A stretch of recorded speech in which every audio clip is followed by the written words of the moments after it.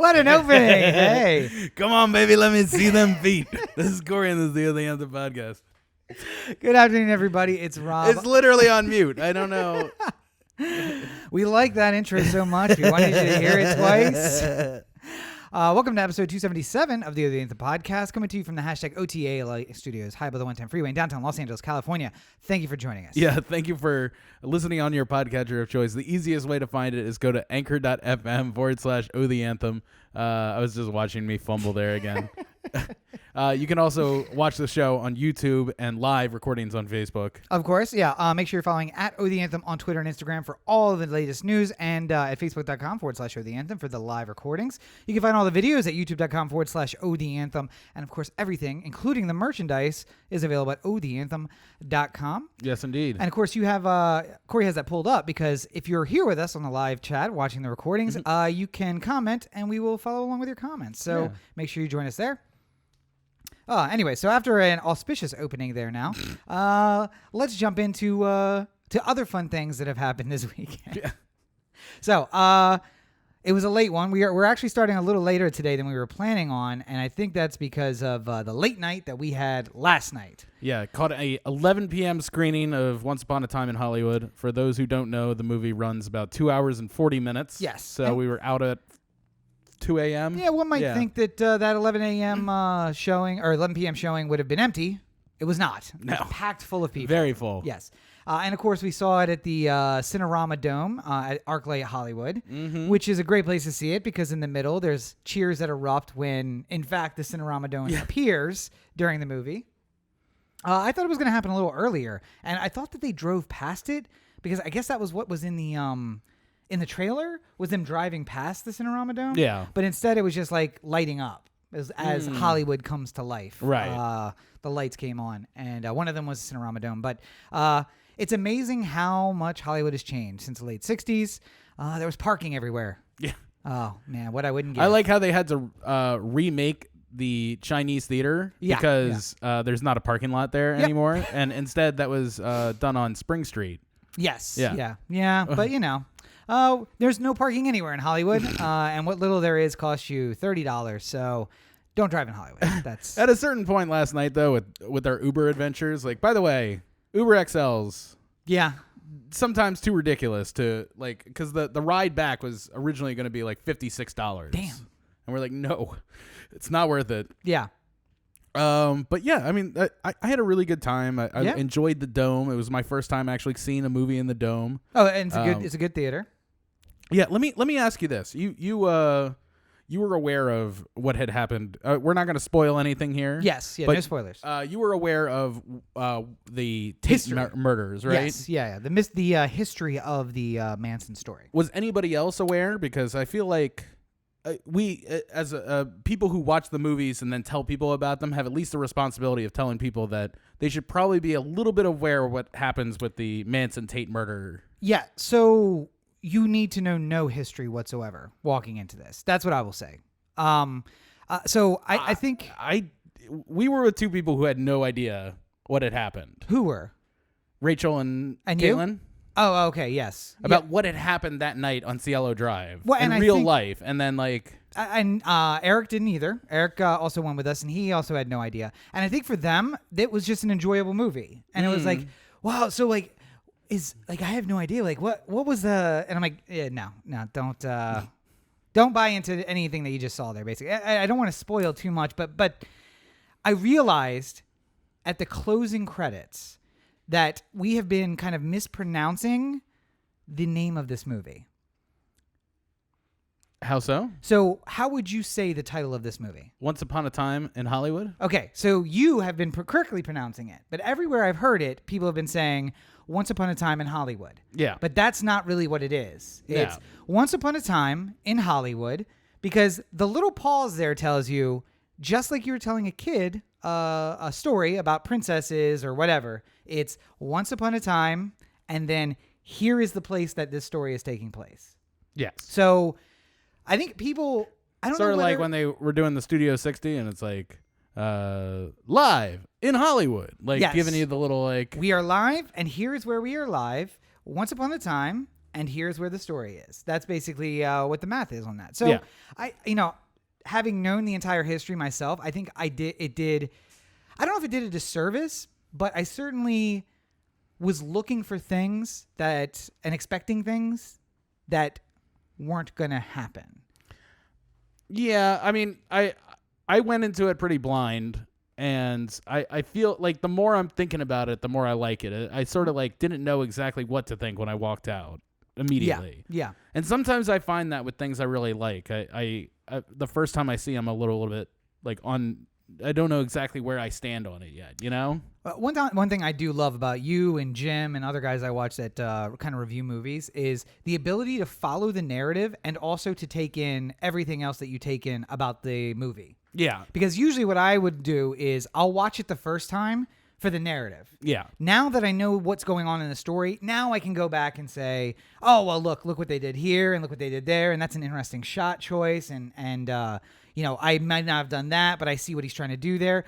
Because this one especially, I was having such a hard time trying to figure out where we were in the narrative that I walked out of it feeling like that was a visually stunning movie, and I think he did an excellent job, but I can't really say a lot of detail about it just because I was trying to overthink it and be like, where are we getting in this story? I don't understand. No, and I'll say this.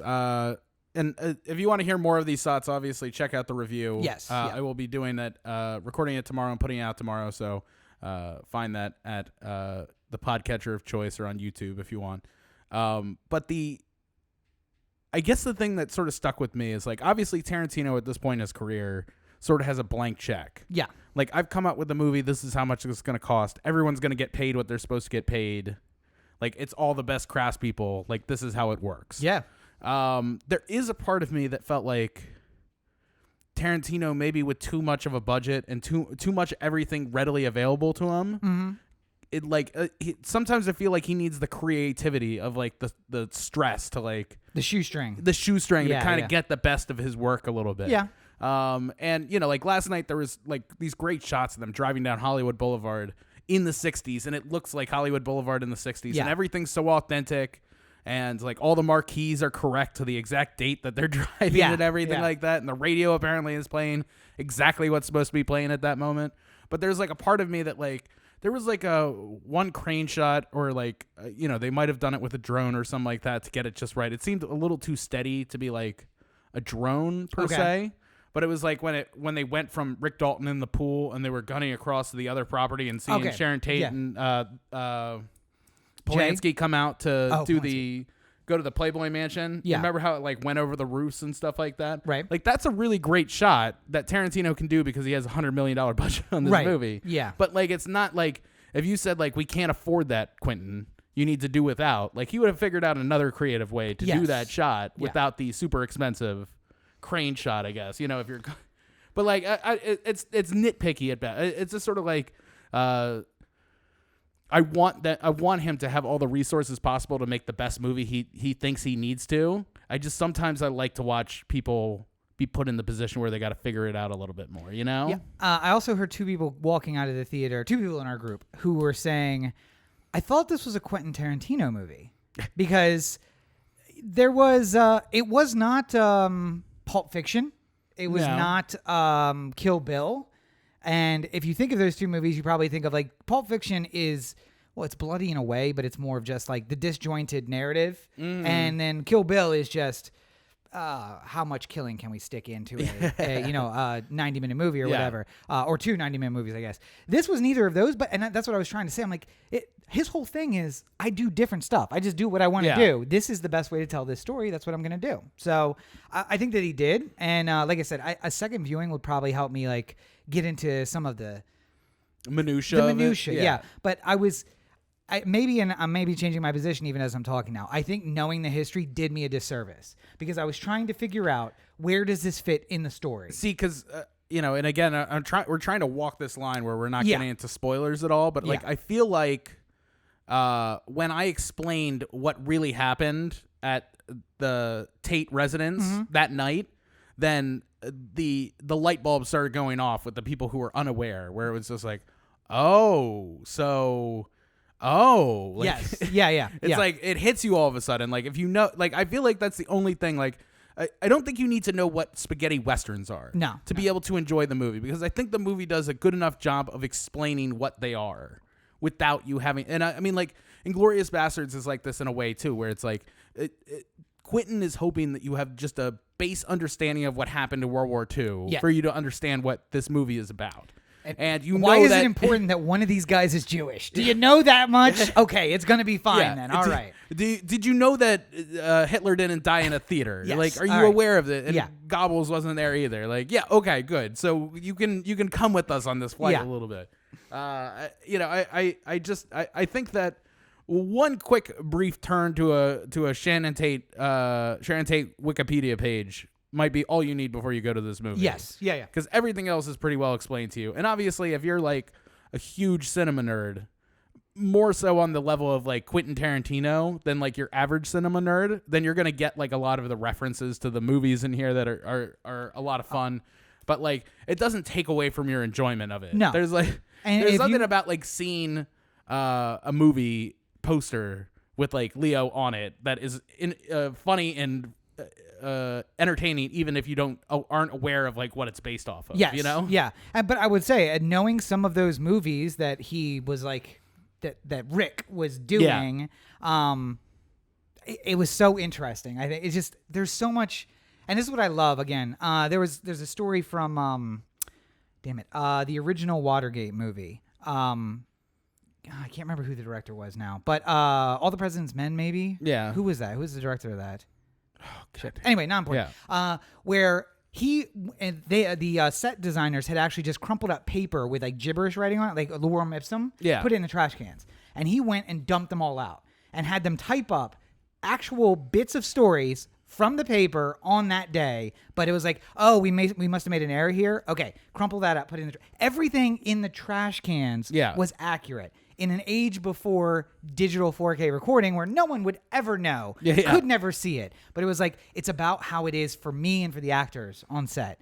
And that's kind of how he is. Like the same thing where it's just like, what does it matter that the radio is exactly right? I loved that the acting was so like, I think giving the actor that kind of space to explore allows them to get into a place that allows you to have performances like you did. And like particularly like I think my favorite scene in the whole thing is like when Leo like blows it during the first half of a day shooting, and he goes to his trailer and he's like yelling at himself. Like that to me, that was like chef's kiss gold. Like that was just the most perfect version of that scene. And I'm just so happy that we got it. And I think part of the reason why you get that is because Tarantino is just like, everything's exactly the way it's supposed to. You just live in this world. I want you to just act like you're a person. And like, just even when we were watching like the scenes from the show that he was shooting, it went so seamlessly between like, you know, Rick's walking on set to all of a sudden he's in it. Like, there's no like, you know, like sound rolling, camera, action, like any of this stuff. It was just then like, they take those just like right into the show. They take those step back moments too, though, where it's like everything's smooth and you're like, oh shit, we're watching a Western. Okay, cool. But he's like, line.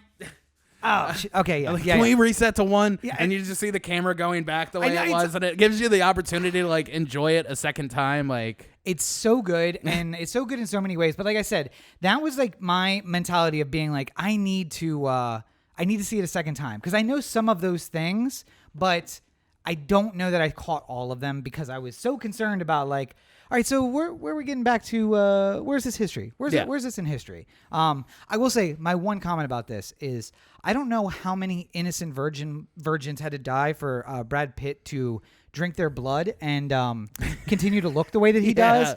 But dear God in heaven, I hope that was CGI. He's a 50-something-year-old man. That's almost unfair. He's 20 years older than me, and I have never looked as good as he looks right now. It's ridiculous. Oh, man. It hurts my heart how good he looks. and so, like, there was a moment where he, like, shrugged his shirt a little bit, and I was like, there's no way he's going to take his shirt off. He's, like, 53. No, he did. And that's the one spoiler I'll give you. It's amazing. Don't go to the bathroom during that scene. As a completely heterosexual male, I will tell you, I thoroughly enjoyed it. And if you've seen Fight Club from 1998, maybe you don't need to see the scene because it looks exactly the fucking same as it did 20 years ago. You know what, though? Somebody brought up a point that I thought was really interesting. And this we'll stop talking about Once Upon a Time in Hollywood after this. But how, like, in a day before specific weight training and, like, specific, like, training so that you could get, like, that super cut physique. Yeah. Like, people in the 60s had sort of more of a, like, you're ripped and muscular because you are... like just lifting heavy shit all the time. Yeah, basically. Yeah. Like, and that was the thank you. And that was the look that Brad Pitt had in that. It's not like he was going to like some specific guy who was making him like do like twists or something like that with like weights or anything. It's just like, all right, Brad, you're just gonna chop wood for 2 straight weeks.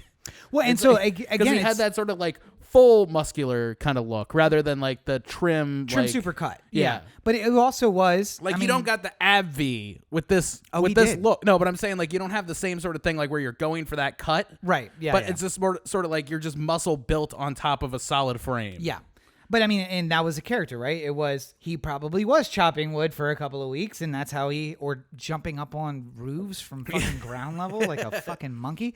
But like, yeah, it's a natural physique. And again, it's just one of those things where it looked exactly how you would expect it to look. Yeah. And I think one of the things, again, a compliment to you guys who do reviews, is I get lost when I'm watching the narrative. I get lost in it where I'm just like, oh yeah, this is 60s Hollywood. This is Sunset Strip in 1969. Yeah. That's how it's supposed to look. We're passing the Viper Room. Oh, we're passing where, these are all places I recognize. They look kind of the same. Musso and Frank's. Yeah. Looks exactly the same now as it did then, basically. So, it's all kind of there. But anyway, go watch it. Yeah. It's a summer tempo. Another thing next time I go to Musso and Frank's, I'm going to like try and like make friends with whoever's seating me. Yeah. And just be like, tell me about tables. Like, seriously. Like, I'm here at Tuesday on 2:00. Who else is here? Nobody else is here. Yeah. Like, show me the Chaplin table. Show me where people sat. I wanna sit at a good seat. Where's the Rick Dalton table? Where's the Rick Dalton table? At the bar, asshole. But go see the movie. Yeah. Like I said, it's a summer tempo that is basically for adults only. I was seeing this as I was typing out the description, and I said the first adult tempo, and I was like, well, Jaws was an adult movie, but those really were for kids too. Like, it was so anywhere could go. But imagine a 12-year-old sitting through this, and they're just like, I am so bored. Like, get me out of here. This really is an adults only tempo, but it's going to do 150 or 200 million probably in the first couple weekends. So good for you, Quinn. Yeah. Nailing it. Continue nailing it. Although I guess this is it, right? 9? No, he said he has 10 in him. 10 in him. Okay. Now, there's some discussion as to whether or not if he makes like a third Kill Bill, if that's really like the 10th movie, because they count like Kill Bill 1 and 2 as like one movie. Right. Yeah. So is this a third chapter in that, or? And there's sort of like discussions of like how he wanted to like direct Star Trek episodes. So does that count as like directing a 10th thing if you're doing Star Trek on TV or something like that? You know what, Quinn? On You CBS count All it. Access. You count it exactly how you want. Whatever you want to do, continue to do. I would like it if he was just like because he probably says film, like he's probably like the 9th film of Quentin Tarantino. He gets to the 10th and then he's just like, all right, so I've hit my 10 films and now I want to move on to movies. The first movie from Quentin Tarantino. First movie from Quentin Tarantino, and it's just like he's just starting to make like Weekend at Bernie's, but it's like Tarantino's take on Weekend at Bernie's, and it's just like it's just a movie. It's just a fun little movie. It's not a film. I was gonna say. So let me see. Shooting in a lot of red, for Christ's sake. Quentin does Weekend at Bernie's. I think turns into the second Jordan Peele movie. Like, isn't that just us? Where it's like the guys are super weird, and you're like cropping around like dead people walking around. Yeah, that's basically it. So. But yeah, don't expect. I mean, my only advice is don't expect Kill Bill. Don't expect anything you've seen It's a before. different type of Tarantino movie for sure. But I would definitely have recommended that you are familiar with Quentin Tarantino before you go in, because I just you think of mentioning like children and stuff like that. Like I couldn't imagine this being the first Tarantino movie I show somebody. No. Because I feel like they need to have a little bit of like a shorthand with how he directs. Yeah. Before you step into it, I would also say probably good to check out the Wikipedia for Sharon Tate, because there are long stretches where he just stays with Sharon, and if you have no idea who she is or what she did, you don't really understand why this chick is in the movie at all, really. So it seems to be like an aside in the movie, but it's not, I guess. Yeah. So just check that out for what it's worth. So anyway. moving on to other things that you hope are fictional but are actually real life and happening. The president. Yes. So I know you wanted to start with the Muller testimony, which finally happened this week. I mean, we don't have to start there. We can start there. I mean, I think it's a fine place to start. It just I am the atypical leftist who you were talking about in the pre-show meeting, where we were expecting more, we wanted more. We didn't get it. He plays his cards close to the vest. I think he might be kind of afraid that the president may or may not stick him in a camp on the border. So, I mean, maybe he's keeping cards close to the vest for that reason. But in any event, not a lot came out from his testimony before Congress. No, I do think, though, that there is something to be said about getting him. I mean, like, as soon as the Mueller investigation started, we were casually talking about how much we would enjoy when he finally had to testify in front of Congress. And I think what was so disappointing about this whole thing was that it took so long for us to get to that point where he finally is in front of a camera, like answering questions.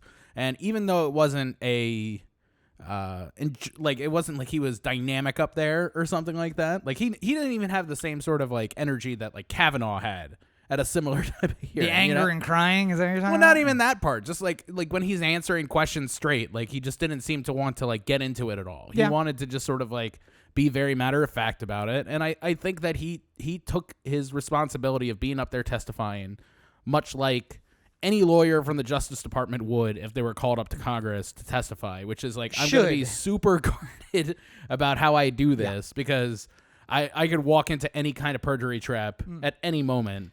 Any lawyer should. Bob Barr didn't really live by that rule. But I mean, other than the head of the Justice Department, I guess every other lawyer in the history of the department. But yeah, it's the kind of thing where I think a lot of us have just been sitting and hoping that something will break open, that this is going to become something. It just hasn't been. And, he's...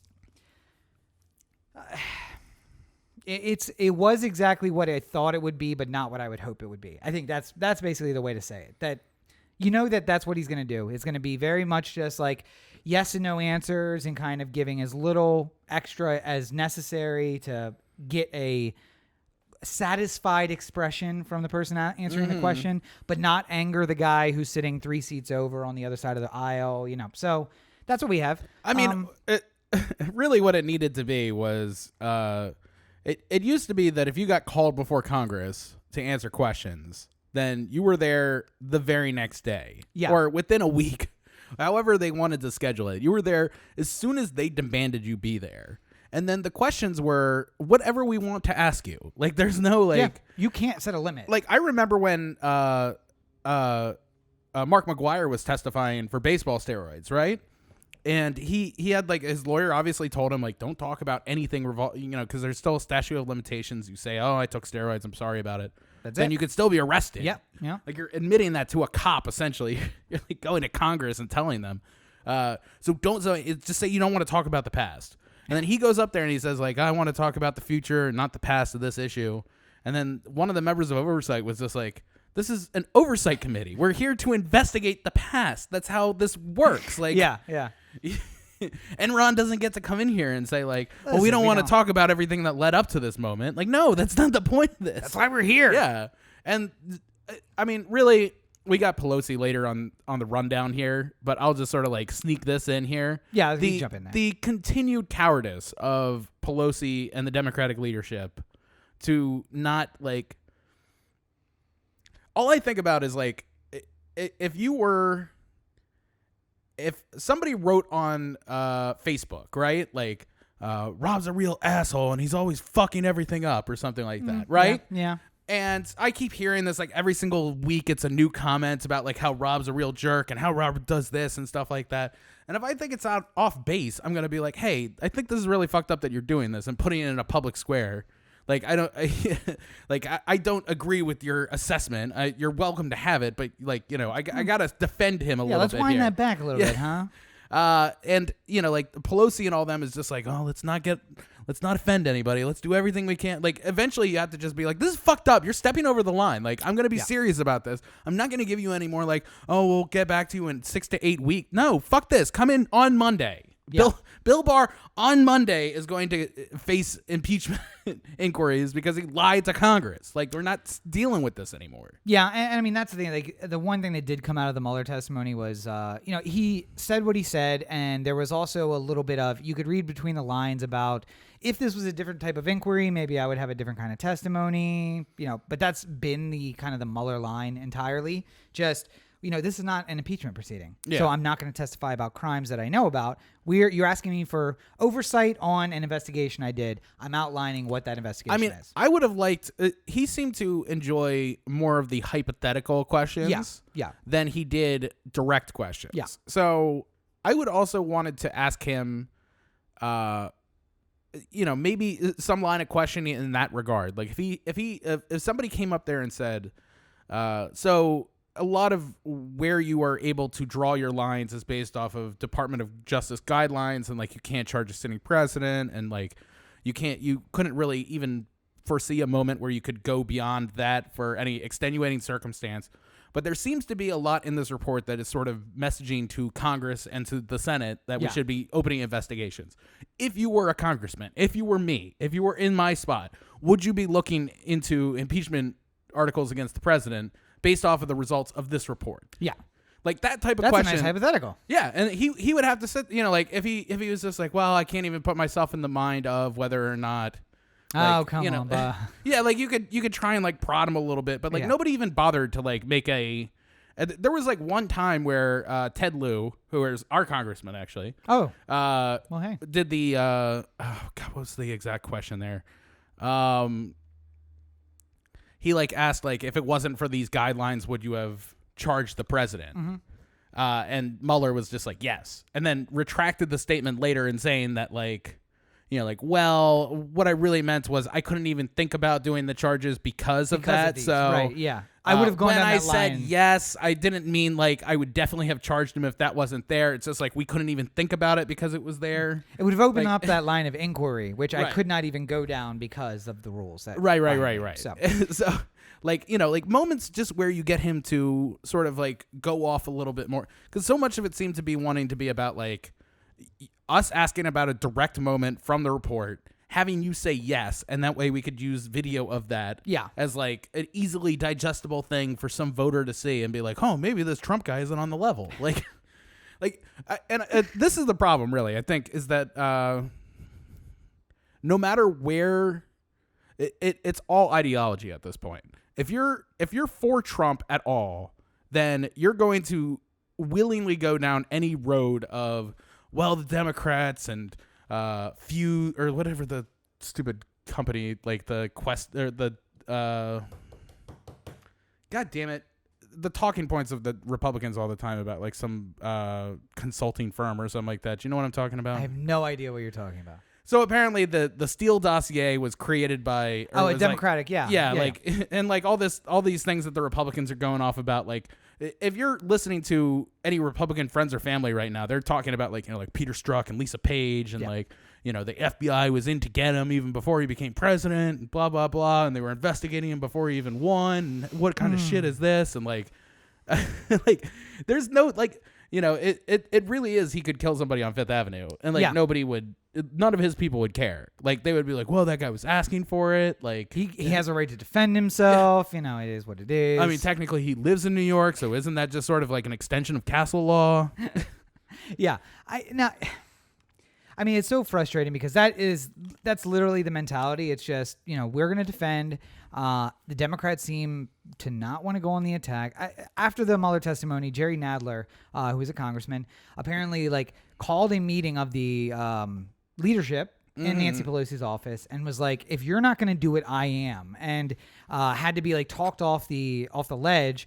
There have been articles that have been filed, but they've been filed by like super junior members. I don't think AOC has been one of them, but it would be as if AOC had filed them. And she has almost but AOC has a platform. That's the difference. Okay, the people who have been doing it have also been like, the third congressman in Hawaii. Yeah. And like somebody that nobody knows of. And it's like, they're not on committees where they can actually push a bill through. Right. But Jerry Nadler, if I remember, is on judiciary. Yeah. So it would be like, if I file this it's going to be in my committee next week. Yeah. And that's where I'm going to start pushing for hearings. And apparently answering there's enough votes in judiciary to get an impeachment Yes. trial started, even without Pelosi's. Like, the problem is that everyone wants to, like, I mean, my logic remains the same. I don't understand why Trump could be in violation of laws and then that you still want to not push that issue because there might be people who like Trump in your district. Right. Yeah. Like if you're like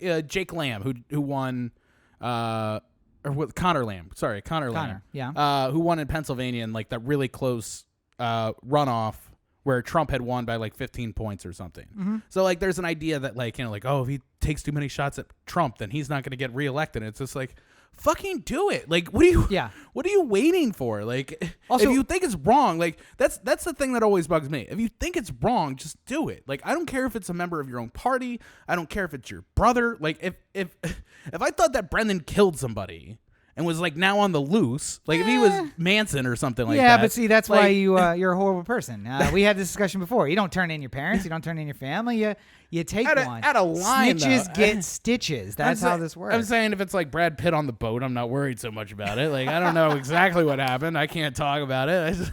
I don't spread rumors. I I don't talk. talk about it. We don't know. Yeah, but you know, if I know for sure he's part of the Manson family, then I feel like if you walk I have in and there's a bloody responsibility. knife and he's like, "Hold on to this for me." Yeah, okay, maybe. Yeah. Now I gotta talk. You've taken it out of my hands as to whether or not I'm going to talk about this. Jerry Nadler starts this discussion. Apparently, there are the votes to get impeachment out of judiciary and onto the floor, and then there's enough Democratic votes there that we'd have to have a trial. And Nancy Pelosi basically talked him off the cliff, and then the story just got out that, you know, everyone is pushing for this, and she's trying to keep everybody kind of grouped together to say, no, let's not do this. And why? You sent that Onion article that was just like Pelosi worried the left wing of the party going to show them to be completely inefficient at doing anything. Yeah, ineffectual cowards. Yeah. And that's what they are, unfortunately. So, well, not only that, like. This is something that I stated when Pelosi was going up for leadership again. And I said, don't do it. Yeah. Because we're going to get in a moment like this where Pelosi has to be the voice, either talking people off the ledge or going gung-ho into it. Yeah. And she just does not have the cult of personality to be able to command a room. Like, she's just not a good speaker. Yeah. And she does not express her opinions in a good way. And she doesn't think about what she's saying before she says them. Like, these are all things like, you know, like Adam Schiff, who I don't think is like the greatest congressman ever or anything like that, though. He at least, you know, like I heard him in an interview talking about like why he isn't for impeachment at this exact moment. Yeah. And he made some very clear, salient points. Like, just because we start impeachment proceedings doesn't mean that automatically everyone has to like bow to our every wish. Like, we still have things going through the court system, and we'd like to have them go through, you know, resolve themselves through court before we go to other measures. Sure. And if we start impeachment inquiries while this is still going on, then it might impact our ability to get information from the courts. Like, this is, you know, if we need to do it, we're going to do it, but I don't want to do it before we have to. And that's my point. And like to me, that makes a perfect sense as far as like an argument for why you wouldn't do it. Sure. I don't agree, but I'm saying like I think at least he's making a point as to like, you know, Pelosi's like grabbing at whatever she can fucking pull on, and she's just like, well, you don't understand exactly. You know, I have to be the leader for all the people in my party, and if not everyone is involved in this together, and it's just like she's rattling off like whatever she can fucking say. Like, that doesn't fill you with confidence. Like, she knows what she's doing. No. And again, they're more worried about getting reelected than they are about governance. Yeah. And not that the Republicans aren't, because they are also more worried about getting elected than they are about governance. And that's why nothing gets done. It's just what can we do to stay as close to the middle as possible so that we can win votes from both sides, so we can get reelected and be back here fleecing the taxpayers. So. Yeah. I think that we need to stop identifying people as Democrats or Republicans. Yeah. Yeah. Just let them run. And by the way, a third party would help here. A fourth party or a fifth party would really help. I'm just saying that there was 4 candidates and you didn't know what party they belonged to, and you just had to judge from what they said. Yeah.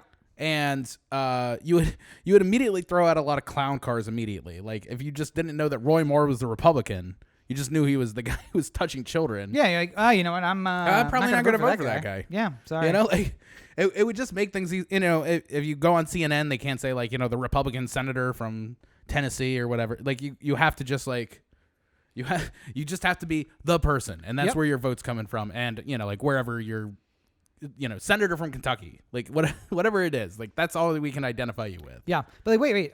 So you just basically hate everyone, and you're licking the boots of the president.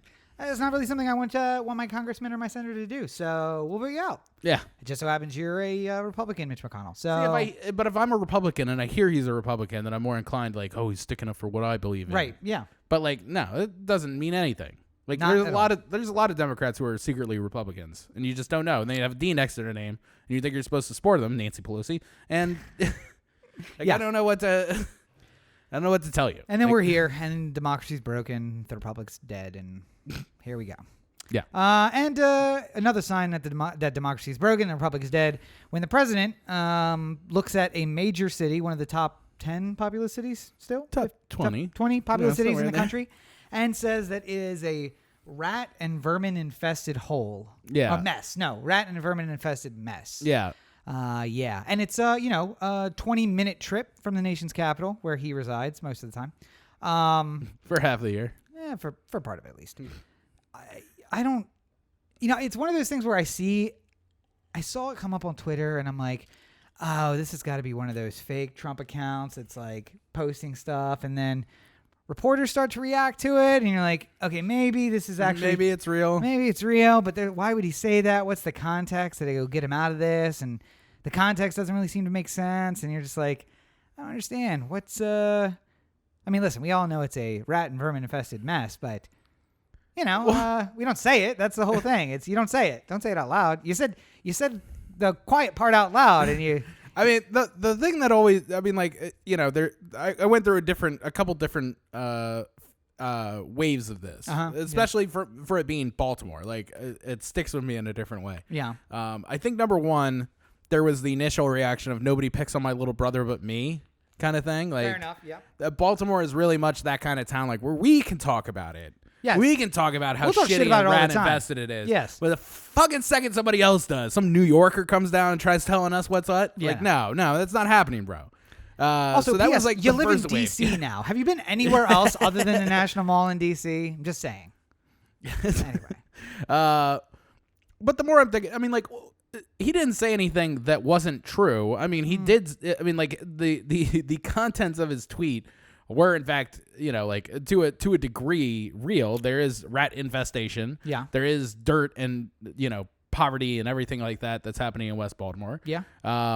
And the people who have been in charge of fixing it, both at the city, the state, and the federal level, have all failed at their jobs to be able to do so.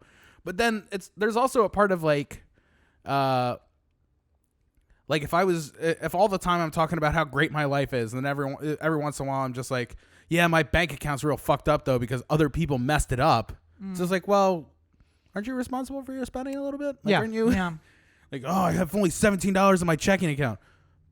Did you go out last night and spend $1,000 at the bar? Like, maybe part of that is your responsibility? It's like, no. This one part of the dirty America that I inherited is not my fault. Like, Yes. Yeah.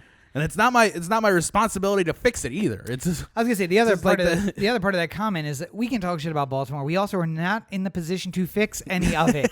You're the president of the United States. Yeah. Maybe instead of tweeting about it, you're like, you know what? Remember when they asked us to investigate the shooting of a cop? Probably by another cop. Maybe we should have sent somebody down there to take a look. I don't know. Or right after Trump was inaugurated and Catherine Pugh went hat in hand with the letter to the president, or is like talking about all the things that he could do to help invest in Baltimore and fix it. And he was just like, no, sorry. Like, you've had that letter for 2 years now. You couldn't have done anything. She's not even the mayor anymore. That's how long it's been. I tried to reach out to her. She said she was sick. All right, so maybe that would be a good excuse. I tried calling her office. She was like never there. I'm like, oh yeah, I guess that makes sense. Seems like she's been sick for quite a while now. Yeah, a little bit of that. Guess so. But yeah, listen. First part of it is don't talk shit about our town. Yeah. But in reality, like my major part of the reaction is just like, again, Jack Young, Catherine Pugh talk about how bad the city is. Fix something. You're actually in the position to do something. Don't look at the rest of us like, whoa, what am I supposed to do? Like, you're the one in charge. Go do it. Trump, also you. Yeah, I know.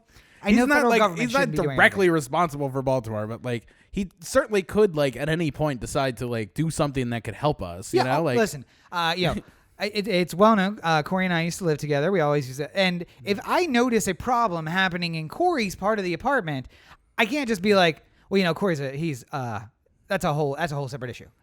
Like, even if I just talk to you about it, it's about like me investing and like, I'm not technically, it falls in the purview of what I may be able to impact. Hey, Corey, but your not room directly. smells a little bit. Do you maybe think? you want to check that out a little bit? Or Oh yeah, I'll handle it. Oh good, you're handling it. Okay, I great. don't have, and then 2 weeks later it smells again, and you're just like, maybe listen. You want to just take a look and just see what it is. But for me to just be like, okay, so I'm going to totally ignore Corey and I'm going to look over here at all our friends and be like, hey. So Corey's got a real pigsty going on over there, and it really stinks, and there's nothing any of us can do about it. Like, couldn't you talk to him? Like, you're right there. It's kind of part of it was ineffective leadership on Corey's part. to make it all so stinky in there. Yeah, well, yeah, but couldn't you? You live here too, right? Nope, not part of the thing I'm in charge of. I'm just gonna randomly just say shit about him when he's. It's a little too. It's a little too local. It's really focused. I think about big picture things like the living room. That's what I really think about. That's what I try to be in charge of. Building a wall between Corey's part and my part. That's really my goal. I think. I will say this. Something that was brought to my attention with this tweet. He does seem to use the word infested a lot. Yeah. Specifically when he's talking about things that relate to black and brown people. Like he doesn't ever seem to use that word other than when he's talking about Mexico or Baltimore or Chicago or any other place where the majority of the people he's discussing are not white. Funny how that works. It's an interesting little bit of psyche into his brain, if you will, Well, and since we're already talking about it, it might be a good opportunity to take a stroll on down to the Baltimore corner. Where you get the straight dope? Right. So a couple of big stories coming out of Baltimore I wanted to make sure we touched on. The small one first. In news that's a surprise to no one, police are not honoring the consent decree that they entered. No. Yeah. So basically, the last check-in with the court.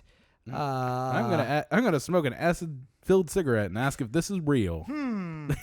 Yeah. So basically, I think Commissioner Harrison's plan is going to try and bring them back into compliance, which, kudos to him for attempting. But go where many people have gone before, but few have succeeded. Yeah. But in the end, basically the court was just like, listen, we outlined like 15 things and the city agreed to them and you're not doing any of them. So seems kind of worrisome to us. Yeah. And Baltimore's like, we'd be worried too. So anyway, crazy how that happens.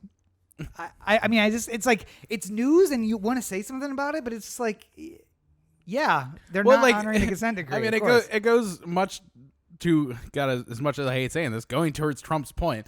I mean, like, there's always so much you can do when, like, you run the city and you don't seem to have any handle on the police department that works for you. Yeah. Like, they're just like a rogue gang that just is marching the streets, doing whatever the fuck they want. And it's just like, we try to tell them not to do that, but they keep committing crimes. Like, listen, we've how many times do we have to talk to them?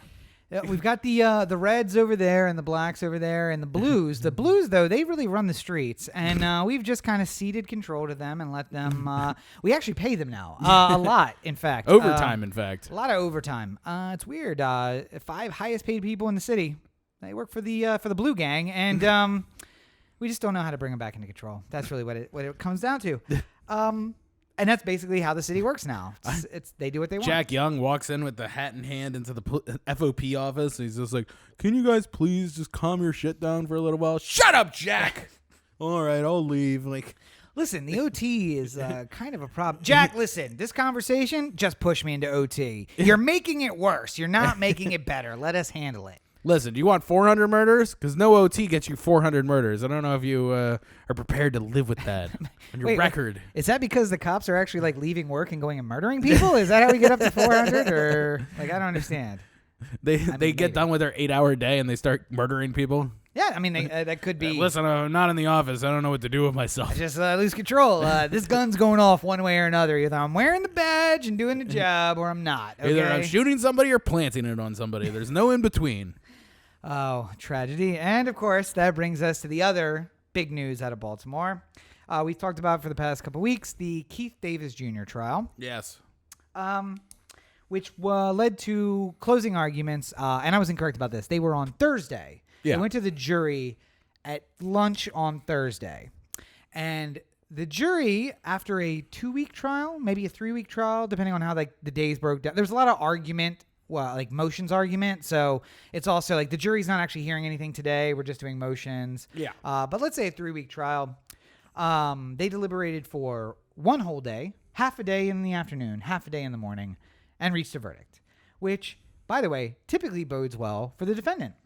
Yeah. Because that means that the state has not met their burden, and they're generally just in there like, all right, so when you get a guilty finding, generally it's because there's some negotiation going on in the jury room. Like, hey, I think he's not guilty on all parts. All right, well, I think he's guilty on all parts. All right, so where can we find a balance? Where might he be guilty? Yeah. And if we can agree that on 4 out of 6 charges he is guilty, great.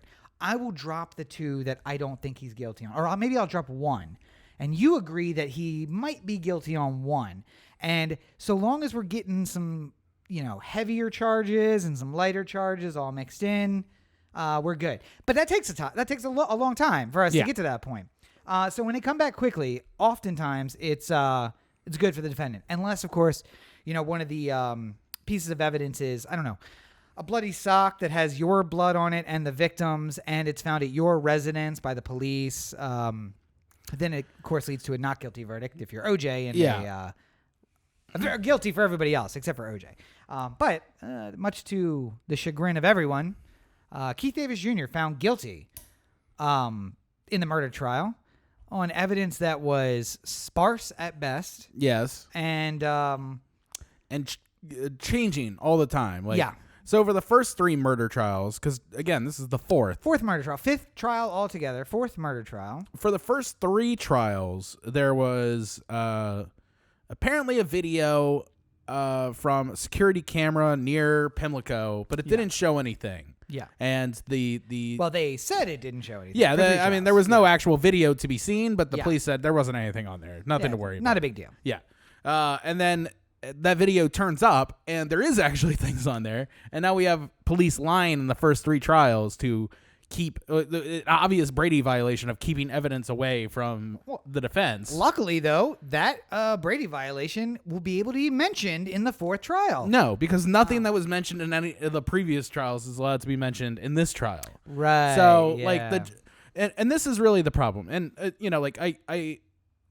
I understand that it's not great advice for Keith Davis in hindsight that he should try and get a higher paid lawyer than he did, because he doesn't really have the option to after 4 trials. Right. Nor despite the fact that he doesn't seem to make enough money that he would have been able to afford a lawyer capable of handling this type of thing beforehand. Well, no, but more often than not, when I hear about people like going away for murder on a trial or on like a case where it seemed like open and shut, they didn't do it, or there was some sort of foul play involved that kept them from being like beyond a reasonable doubt guilty. It usually seems to fall apart when you get a lawyer who is not worth being in the courtroom defending you on such a charge. Well, I mean, I think that's not fair, though, because the public defender's office was on with him, and he had some excellent representation. They put on exactly the case that you would put on in this. They showed the video of the guy who is clearly not him. Yeah. And the jury still convicted him. Like, I don't know. Yeah. I mean, obviously there's some bad breaks here too, but I'm saying like it seems like, I mean, like, and here's the problem. Like, we've been listening to Undisclosed. Yeah. Their latest season breaking down all the issues with the Keith Davis Jr. trial is a must listen to. Yeah. It's incredibly in depth and talks about all the things that you really need to know involving this case. But the problem is that like the public defender's office is never going to razzle the cops as much as you need them to in a case like this. See, but your assumption is that a private attorney would have razzled them better, but that's an assumption too. I mean, If you get Billy Murphy. Billy Murphy, Billy Murphy maybe. makes a career of wrestling cops. Right. So if you had somebody like Billy Murphy representing you, then he would be more inclined to go into that courtroom and talk about all the things that the police department did wrong that could help get you to the reasonable doubt. True, but then you have to deal with the fact that you have Billy Murphy involved in the case. Yeah. And that leads to a whole other side of things. And Yeah. you also have to pay him $1 million for him to show up on day one. Yeah. And you don't have that when you're most criminal defendants. So, yes, there is a balance to be struck between what is able to be paid and what do you really want out of this? Do we want a media circus? Do I want Billy Murphy saying that, like, they shot him because he was black, which is not the truth. They shot him because the Baltimore police shoot a lot of people, and they planted a gun on him because... Not because he was black, because that's what they do. When they shoot someone and they realize they're going to get caught, they plant a gun on them. And the public defender's office mentioned all these things. This video is clearly not him. This gun was last logged at a gun shop that is frequented by police officers, and then all of a sudden appears on a crime scene where they shot somebody. So, with a Confederate flag in the window and a guy who likes to make jokes about like shooting black people on his Facebook and stuff like that. At some point, you just have to say, I'm going to send it to these 12 people, and I'm going to trust that the system works, and the system does not work. Yeah. More importantly, Marilyn Mosby is using this to get back in good with the cops. And if Ivan Bates had won, I bet you Keith Davis is free and Adnan Syed is free, and who knows how many people are free.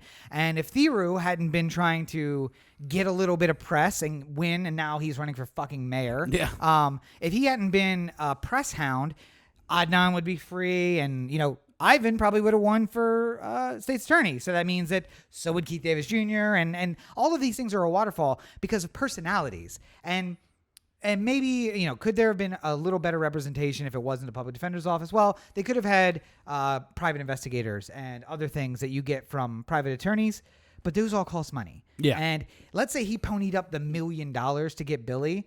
Everything that comes also has a cost. So that private investigator has a cost. And all of these things have a cost. Oh, yeah. And this is not me saying that, he should have figured out some sort of way to put himself in debt for life just to get Billy Murphy to represent him. I'm just saying that, like, there seems to be an aspect a lot of times in these cases where I'm seeing somebody can't get the lawyer that they should be able to get. Like, when we watched the Making a Murderer, when that was like the big thing when it first came out and stuff like that. Right. There were lots of talk about like the things that his lawyers did right and the things his lawyers did wrong and the things the other side didn't do right and stuff like that. Like all of these decisions of who to get, like the initial lawyer that he had, that Avery had. Yeah. Or I'm sorry, it was the Dassey. Dassey's lawyer was like laughably bad compared to Stephen Avery's lawyer, you know? Yeah. And it's like if Stephen Avery had at the team that was with him was with Dassey as well, Dassey might be off right now. Could be. Yeah. And I hate to see when somebody gets like a really, for lack of a better term, cheap lawyer and they can't hang with a murder case, like it's not something that that's the problem, if you needed to have heart surgery, you want to go to a heart surgeon. You don't want to go to just any doctor who happens to know what the heart surgery looks like, Right, but using that same example, let's say you have a heart condition and you blame the patient's death because they got knockoff medicine instead of the regular, like the best medicine they could possibly get, and you don't look and say, well, why is the medical system set up this way so that they can't get access? Yeah. Why did their disease get to this point in the first place? And that's where I go to. Like, why is Keith Davis in jail? Why did any of this happen? Why were they allowed to charge the entire burglary case, lose on everything except for this one charge that makes no sense? Why did the judge not throw out that conviction when it didn't seem to make sense with any of the other charges that were dismissed? Yeah. And why were they then allowed to charge him with a murder that was inherently connected to the previous case? Well, because the system is fucking broken and they're allowed to do all of these things. So, Could anything during this trial have been different? Sure. Could things in previous trials have been different? Sure. Why did we even get here? Well, why is the system built this way? There's things involved in the system that absolutely did not help Keith Davis Jr. at all. And I would say first and foremost is that, the judges, especially in Baltimore City, seem more tied with like the company line than almost any other judicial system that I'm aware of. Like the amount of times that if a motion is put out by the state, it is almost uniformly agreed to. Like, like, oh, we need this in our case. All right. Like, we'll keep this in as evidence because the state has asked for it. Like, there's like no chance that you have of like fighting this uphill fight if it's a close call, you know? The judiciary is not separate. The judges are not separate from the state's attorney. The state's attorney is not separate from the police. And all of these, they are all separate, by the way, from the public defender's office. Yeah. And the public defender's office gets a certain amount of money every year. The others get no budget. They just get to spend whatever they want to spend in order to do what they need to do. Yeah. So in the end, as long as that's the case, we're going to continue to have this system until you cut off the police and move them out, and then cut off the state's attorney's office and move them out, or have the state's attorney's office work with the judiciary and create a new office like the prosecutor's office. Yeah, but see, this is still part of my point where the like in the case of Keith Davis having to get like a public defender at points because he's gotten into his fourth trial now. The public defender's office can't go as hard against the police as another lawyer, an independent lawyer necessarily could, right? Because the public defender's office has to work with the police on cases too, much like the state's attorney have to work with the police. Like there's a part of, if you're a public defender for the Baltimore court system, then at some point you're going to have to talk to a cop and be like, listen, we know this is bullshit. Can we talk to the state's attorney? Can we? But that's because the state's attorney and the cops are on the same side. If we have an independent prosecutor's office that will be there with an independent public defender's office, then why don't first of all, why isn't every cop or why isn't every lawyer in Baltimore not turning their sights and going with both barrels at the Baltimore Police Department? Because they should be. But Marilyn Mosby benefits from this. So, of course, the state's attorney's office is not. They're all wrapped up in the judiciary, and they're all wrapped up with the cops, which leaves everyone except the citizenry on the out. Because, if Marilyn Mosby gets pulled over for a DUI now, what do you think the chances that they let her call her husband to come pick her up? Oh, 100%. Right. Yeah. Now, if she had dropped the case and had gone on TV talking about misconduct by the police department and how this is yet another case like Freddie Gray, and then on the way home from celebrating, she gets pulled over and they clock her, and she's got a 2.2 blood alcohol. What's the likelihood she ends up in cuffs? 100%. Right. Yeah. So as long as these are the sides, and just like Congress, just like everything else, we're picking two sides. We're saying you're on one side or the other. Well, shouldn't be that way. The state's attorney's office needs to be independent from the judiciary, independent from the police, so that they can turn their focus on the police. They can turn their focus on defendants. But we need to look for justice and not just for, again, they're judged by conviction rate, which is ridiculous. Like, we are literally just pushing to get convictions instead of pushing for justice. Yeah. Set these two departments and say your budgets are whatever you need them to be. And when the public defender's office says, well, I need a private investigator for this, great. It'll be reviewed by this independent board. And when the state's attorney's office says, well, I need a private investigator for this, the same fucking independent board reviews that and says, no, you don't. You don't. But the public defender's office can get approvals that they don't. It needs more independence.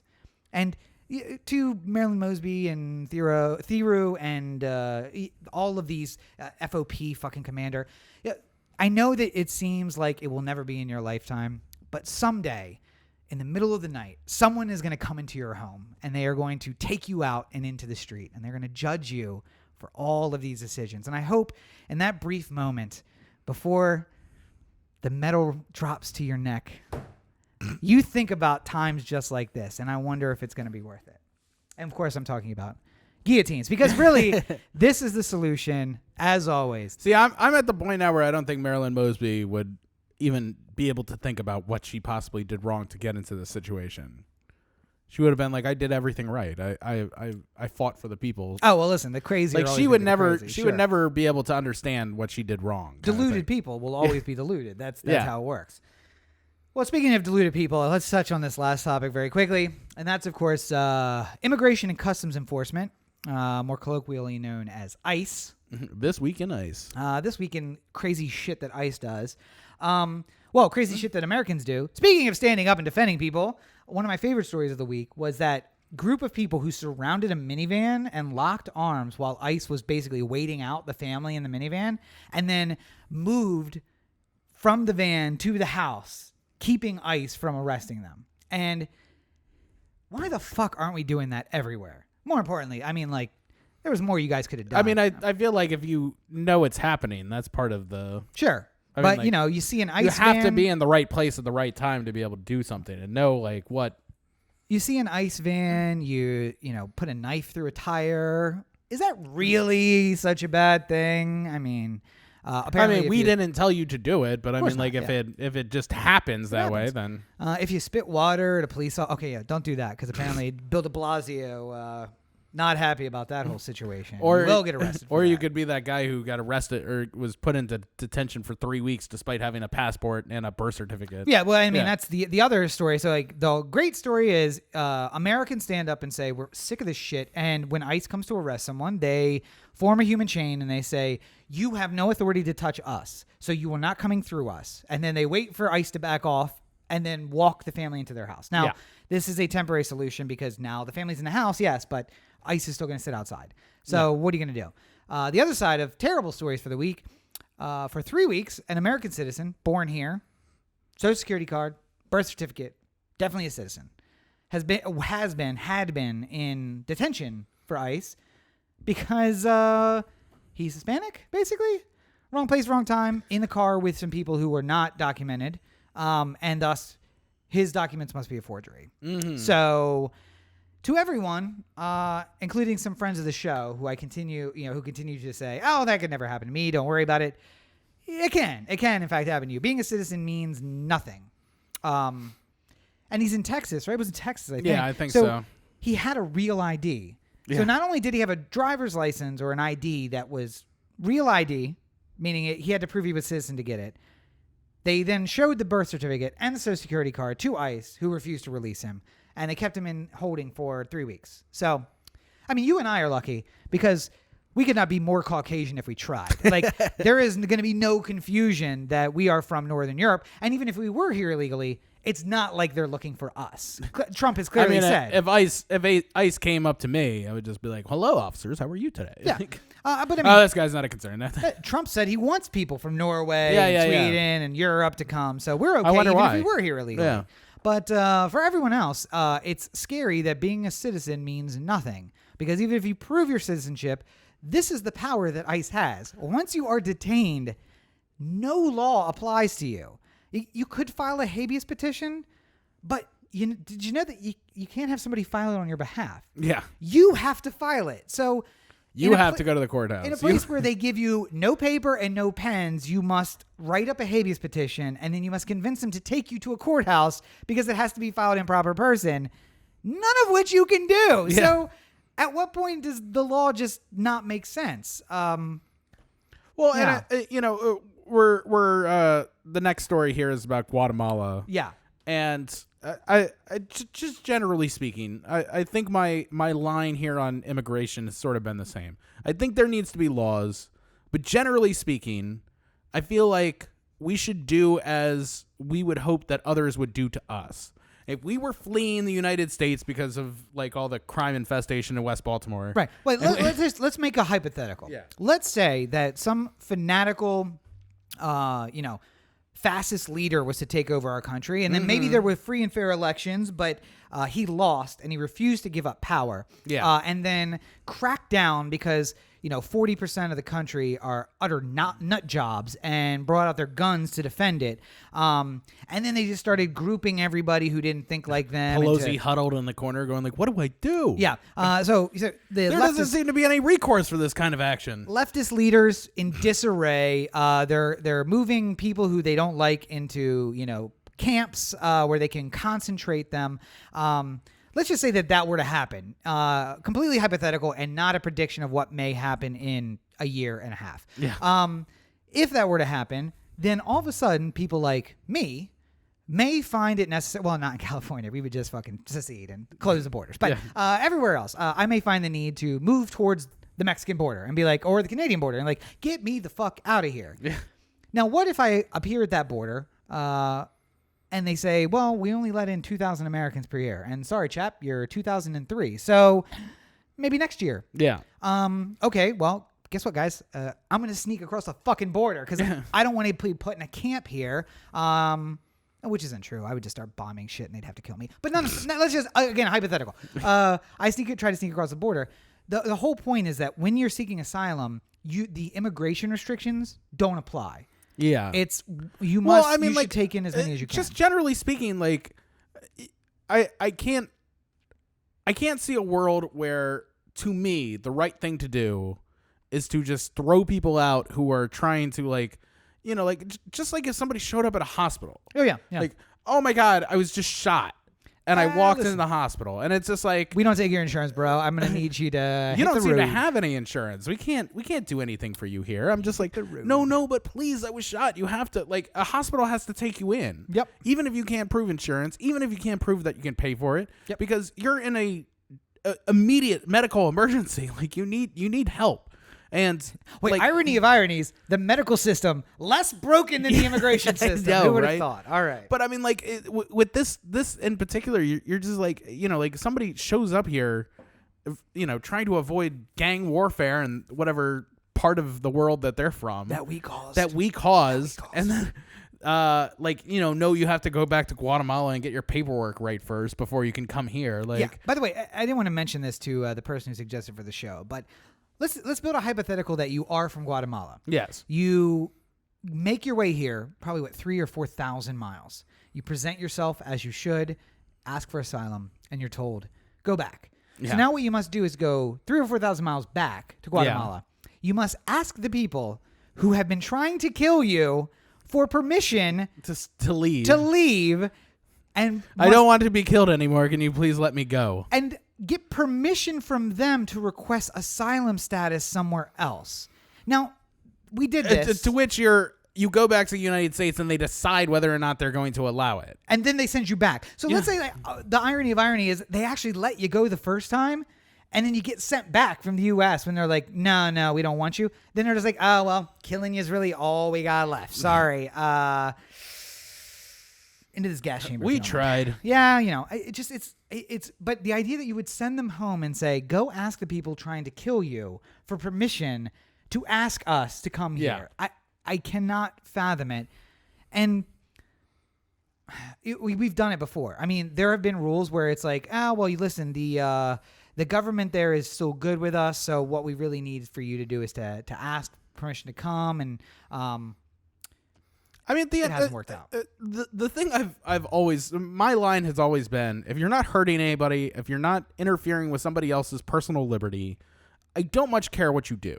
Yeah. Like, you know, if you want to, you know, paint your entire house purple and there's like a violation of neighborhood code as to whether or not you're allowed to paint your house an off-brand white color or something, like, just let that person fucking live. Like, yeah.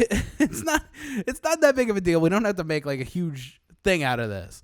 But like, you know, if somebody's like, you know, going 3,000 miles to try and get to some place to try and feel safe for a change, like, I get that you need to have laws to keep people from doing this like all the time, but also it's our fault. Yeah. And how about this? And they've done the work. You know, it's just like, you know, if I found out that you flew home to go to the DMV and you got there at, you know, 5:01 and the door closes at 5. This is so unfair. This is so unfair.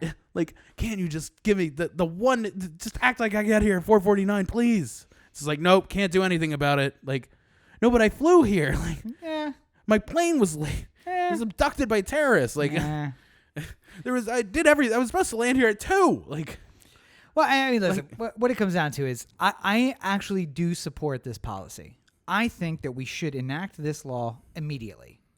However, it should be effective 2050. Also, sister law to this. Limitations on DOD. We must give up bases, and we may no longer have military exercises or military actions in any country of the world other than the United States of America. So by 2050, when this new asylum law becomes effective, we have now had 30 years of not being involved in any conflict, in any country, in any part of the world. And then I would say, I think we killed 2 birds. Actually, we probably killed one bird with 2 stones. But either way, The problem is Northrop Grumman wouldn't allow it. Oh, well, and seeing as they're... Okay. All right, well, how about this? Just as important to this whole making an America run thing as Congress or the Senate. Like third law. Every year we'll have a day, and it's called Dead Bird Day. And what we do is is this like Dog Food Day? It's a little bit like that. We take every aircraft carrier out just off the coast where we need some new coral reefs. Yeah. And we just push billion-dollar fighters off the edge into the water. All of them. Every one of them. Because then we have to buy new billion-dollar fighters. Gotcha. So Northrop Grumman still gets their money. Yeah. But we're not actually bombing brown people with those planes. So we have them. We don't use them. We destroy them. New coral reefs, though. And then we buy more of them. So now Northrop Grumman's happy. And no asylum needed because we're not, again, bombing the brown people. By the way, super quick thing. Did you see the Supreme Court decision, by the way? Which one? In regards to Trump's using... national defense funds for the border wall. No, I didn't. Straight party line. He's allowed to do it. He's allowed. The president is allowed to divert money in times of what is seen as a national emergency. So prepare yourself, Republicans, when you're really upset in a year and a half when President Warren gets sworn in or something. Oh dear like God! And she decides to make a national emergency and have to divert defense contractor budgets to fight poverty. Or climate change or something like that. The drug epidemic. Any number of the emergencies that we have going on. Yeah, real emergencies. Which I'm sure Elizabeth Warren wouldn't mind finding a couple $1 billion to divert away from. Yeah, military budget to. Just to point out, again, 30% of our budget is spent on the military. I like how people don't think about how they're going to be outraged by this in the future. This will never go against me. They're happy that Trump gets it now, and then all of a sudden it's just like President Warren decided that she's going to call a national emergency on climate change and divert 30% of the U.S. military budget to it. Wait, whoa! We didn't agree to this. Also, Trump wanted a stupid fucking border wall. People are dumb and they don't know how long construction takes. So I want to take that. Here you are, close up on TV screen. We have a talking head. He's telling. Go ahead and give us your quote right here. Wait. Oh, let me switch. On the border wall, or yeah, I'm gonna give you just give us a quick. Here, it's on you. Give me a quick border wall story here. Am I like a congressman or no? what? No, you're the reporter. President Warren today. Oh, is that me? Oh, professional. All right, here you go. President Warren. You're doing your whole shtick. President Warren is using the funds for a national emergency. Elizabeth Warren today decided that she was going to call an national emergency and divert 30% of Defense Department funds towards fighting climate change. This is authorized by the Supreme Court decision that allowed Trump to build his border wall. All right. Now we cut 2 because people are dumb, and he only has about a year and a half left. Yeah. 4 feet of steel that runs 12 miles. That people are literally just, while we're on the video, you see someone run across the desert, jump over, and then keep running. Oh, sorry, I should do it where people run across the desert, jump over, keep running. Because he's doing this to get a border wall. If he gets voted out next year, they're not going to get any work done on it. Yeah. And now you've set a precedent that the Democrat who eventually gets elected is just going to be like, all right, so we got a couple of emergencies I'd like to talk to you guys about in the Defense Department. Climate change, definitely number 1 on the list. We got a drug problem. Number 2, healthcare. I think this serves you know what? I think nationalized healthcare would really help this drug epidemic. So it's an emergency. This drug epidemic is an emergency. I am diverting funds to create a nationalized healthcare system. Medicare for all. What I love too is the number of Republicans who will be like, like Obama's treating this country like he's a fucking king, like thinking he can do whatever he wants through executive action. Yep, here comes Trump. And it's like Trump gets his border wall, and it's just like, congratulations. Well, I mean, like he had to do what he had to do. Congratulations, Your Majesty. I'm happy to serve the king. Anything for the crown, I'll tell you that. Anyway, so the Republic's dead. I don't know how many times I have to say that. But by the way, guillotines. It's a cause of and solution to all of life problems. Well, if you want to know where you can find all of your guillotine-related content, where's that? You can go to OTheAnthem.com, CoreyToTheAnthem.com, O The Anthem on Facebook, Twitter, Instagram, and the listener line, 443-219-7595. What's that number again? 443-219-7595. By the way, this is how you got on any list that you weren't on before. That comment just put you on this list. Yeah. You can find more of me at my website, CoreyBakerFilmmaker.com, Facebook.com/CoreyBakerFilm, or at LegendsCB5 on Twitter, Instagram, Snapchat. We'll have a Once Upon a Time in Hollywood movie review coming out tomorrow on YouTube, on podcast, everywhere. Anchor.fm/Corey Baker is the place where Corey Baker Film is where you can find that. And looking forward to doing that one. I will split it too, so that it'll be like first half no spoilers, second half spoilers. So anybody who hasn't seen it but wants to hear like a little bit more talk about what the movie's like can listen to the first half and save the rest for after your 2-hour, 40-minute extravaganza. And every episode is like that, just for clarity. I do appreciate it because even when you see movies that I haven't yet, I can at least listen to the first half or a little more. And you clearly say, hey, spoilers are coming now, and give you a chance to like bail out. Yeah, so. Usually I don't like talking spoilers at all, but sometimes a movie sort of deserves... Like part of the conversation is going to be the conversation you have after you've seen the movie. Like there's no way for me to talk about Avengers without eventually talking about spoilers. So, Fight Club. Here's a movie I don't care about spoiling. You cannot talk about the movie Fight Club without wrapping up at the last few minutes of a review and being like, hey, crazy. Turns out not even there, right? Like, oh my gosh. If you haven't seen Fight Club yet, like screw you. All right. Whatever. Anyway, I'm sorry. I got all involved thinking about Fight Club and those abs. You can find more of me at Robert N. Cheek on all your social networks. Make sure you check out Queen. Make sure you check out robertncheek.com where you can find more links to my political blog with news website and the books which are available on Amazon. Barrow's Books. Thank you, sir. I get the another book coming soon. I have done a little bit of editing on, but not a lot. And still no paperbacks out for those things. I'm gonna get to that eventually. You still need to resend me all the things I need to read too. By the way, because I think you did that right before I got on set. No. That was just a list of. So open projects. The list of my open projects now is at 27, which is things that have treatments but no scripts that are written but need to be redone, and scripts that were written to an idea but I don't like them, and I'm going to rewrite them from the beginning. So no, it wasn't anything. I was just sending you like, isn't it crazy all this shit that I have to do? There were a couple things that you had sent me going like, hey, can you read over this and like give me a thought on it? But I just didn't like. I think it happened like literally like right before I went on set, and then like everything was lost. Like okay, we'll go back and look. The biggest thing is if you check out any of the new books, all those covers are made by Corey. With his artistic skill. And I realized this week that the paperback version of one of the books is done, just waiting on a cover. Okay. I think it's not faux. Yeah, maybe faux. I think is what we were talking about last. Because we can't use that cover because that cover is actually owned by the person who did the cover for the first edition. Yeah. So we need a new cover for faux. So if you are as hot as Brad Pitt and would like to be on the cover of a book, let me know. Rob's got a real thing for Brad Pitt right now. I don't know. It's now I'm starting to get why all these college girls are into older guys. Because 53-year-old man has got me feeling some kind of way. I'll tell you that. Anyway, so. Well, I think we've done good here today. We've done something. I don't know if it's good, but as always, you're listening to the O The Anthem podcast, part of the O The Anthem digital network. For Corey, this is Rob. Have a great week, everybody. Now, just to give everyone a taste of what they want, some old man abs. Oh yeah! Oh, that's a good stuff. All right, and now we're get yourself a piece. Now we're officially blocked by Facebook.